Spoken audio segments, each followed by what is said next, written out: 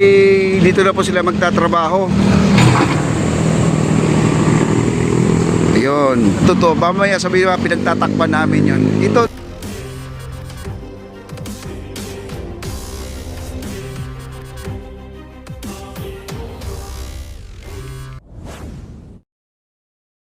inayos na po nila yung mga bakod.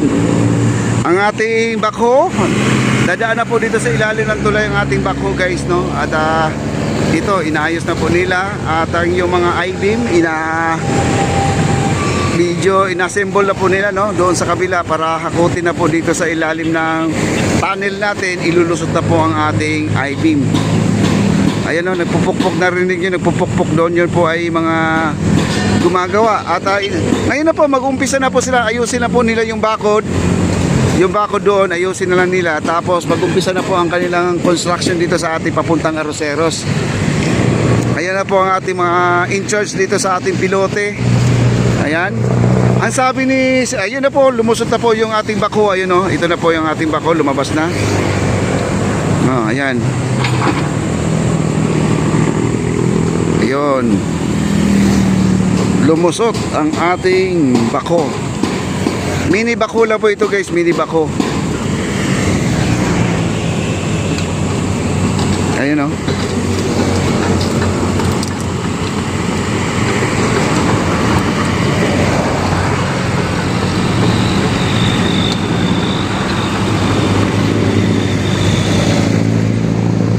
Ayan, at sila po ay dito na po sila magtatrabaho. Mag-uumpisa na po sila dito sa kanilang paglalagay ng mga scaffolding para sa bakod. Yung mga yero natin halos na itayo na dito, no? At kailangan po yan ay mailagay para yung mga tao dyan na nasa paligid ay hindi po matatamaan, kasi ang pagbabaon ng pilote hindi po biro. Napakalakas po ang kanyang paghahampas at umuusok pa rin yan, no? Itong crane ang magtatrabaho. Abangan nyo po, kasi may nagtatanong daw paano daw na ibabaon yung mga pilote, kasi itong crane na yan puro tali naman ang hawak daw. Bakit daw nakakapagbaon ng pilote? Abangan nyo po, kasi nandito naman si Papa De ay mag-update lagi po sa inyo para malaman nyo talaga kung gaano sila kabilis magtrabaho. Ayan na po ang bako. Ayan, mini bako, nandun na po siya. Dito nyo makikita kung gaano talaga sila kabilis. Kasi ang sabi daw, yung nagko-comment, ang bilis magtrabaho, baka naman daw ay hindi pulido ang pagkagawa. Kita nyo naman, guys, no? From the start hanggang natapos, nandyan po tayo nagbablog. Kita naman po natin yung mga bakal na ginamit ay hindi po substandard, talagang napaka-tibay. At saka yung mga simento na pinagbubuhos, mayroon siyang, ano ba yan? SI, ano ba yan? PI ba yun? Ano ba yun ang tawag nun? Yung tibay niya. Ayan na po, aakyat na po dito ang ating bako yata, no? Baka aakyat dito sa taas. Ayan, umiikot na po ating bako dito. Ayan. Ewan ko paano siya makakalusot dito, guys. Aakyat siya dito eh. Ayan, papunta yata dito ang ating bako.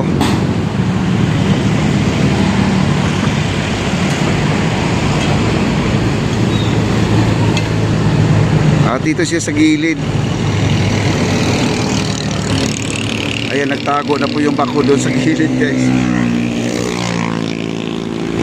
Yung truck nandito na rin, no? Yung truck ang ating abante tayo ng konti, guys.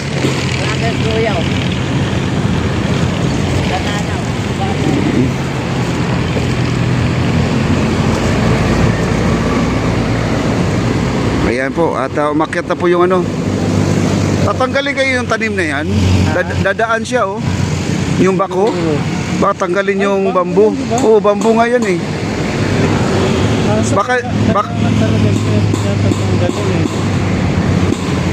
Baka may paraan na hindi siya pwedeng tanggalin. Ang kagandahan pa nito, nilinis na to.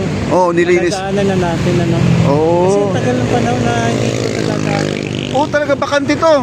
Mula nung hindi na dumadaan yung galing MCU papuntang pier, kasi sinarado na to. Bakanting lote ito. Yun nga, nung naging bakante, ang dami naman tumirang ano. Oo. Oo. Kasi di maiwasan yan kasi Maynila to natural. Meron di mo maiwasan yung may tumitira talaga mga squatter. Isa ito sa nababoy talaga. Oo. Dumugyot. Oo. Laging ang baha dito eh. Dati Oo. diba? No, itong ilalim ng tulay na to, baha to lagi. Hindi tayo makababa eh. Pero okay lang, mas maganda pa nga dito sa itaas na mag-vlog ka eh. Ngayon, magagamit na natin, makakadaan na tayo dito. Magmamasyal na tayo dyan, papuntang Arroceros, papuntang... Oo. Ang tanong dyan, yung Malacanang, Ay, siguro. puputulin siguro, no? Doon tapos duduktong na sa... Dudugto na, tapos sa lupa na lang dadaan. Oo, siguro. Gagawa ng sa lupa, tapos papuntang Guadalupe na. Ano kaya kung maggawa silang tunnel? Ay, ang mahal yun. Malaki-laki yun. Di ba? Oo. Sa ilalim. Grabe guys, no? Lang po yun ah. Yun ang sabi ni Kuya Ron, matagal na panahon nakatenga to, hindi nagagamit. Ngayon, magagamit na po natin ito. Nabigyan na po ng pansin guys. Yun ang ibig sabihin. Dapat ito eh. Di ba? Oh, park to. Itong MacArthur, ano ba yun? Plaza ba to? Ano ba to? Monument. May monument ka din eh. MacArthur. Kaya nga ito, MacArthur Day. Ito, alam ko itong nasa itong ibabaw, Carabao Grass Plaza yan eh. Oo. Ano yan, naka-landscape yan. Maganda-ganda pa to eh. Kaya lang tumagal-tagal, napuno na nga ng ano. Hindi na bantayan, no? Pero, Oo, hindi na nabantayan. Tapos, talagang di ka dyan makakadaan sa ilalim lang. Ayan. Totoo yan guys, kaya sinabi lang po namin ng totoo. Mamaya sabihin mga pinagtatakpan namin yun. Ito naman ay update talaga to para po sa inyo. Na ano na talaga to. Panahon na no, na ito ay ano. Kay Mayor yata, Mayor Yorme, kay Yorme gumanda to di ba? Oo, Ay, yun, ayun, medyo ano, kasi nung nag-clearing operation kami, napupunta kami rito. Oo. Naglilinis dito, tapos, ayun nung wala na si Yorme. Oo. Tapos lalong ano, Oo, napabayaan. lalong napabayaan. Oo, napabayaan naman talaga. Kasi sayang naman kasi naggumastos ka na, magkano ang binayad diyan, tapos nung gumanda iniwan.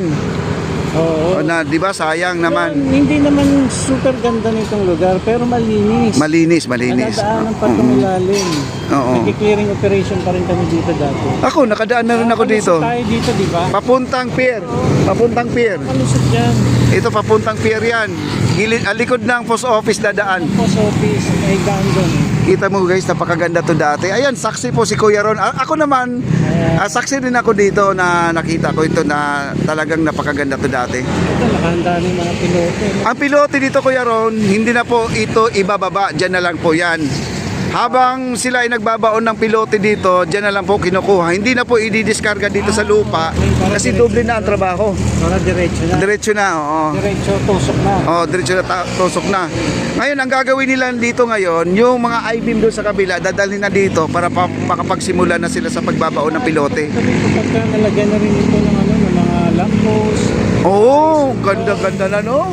napinturahan, lalagyan na ng halaman. Sa totoo lang Kuya Ron, ngayon lang ako makakadaan sa university sa ilalim ng tulay na yan, yung LRT1. No? Makapagtingala na ako dyan kung anong meron dyan.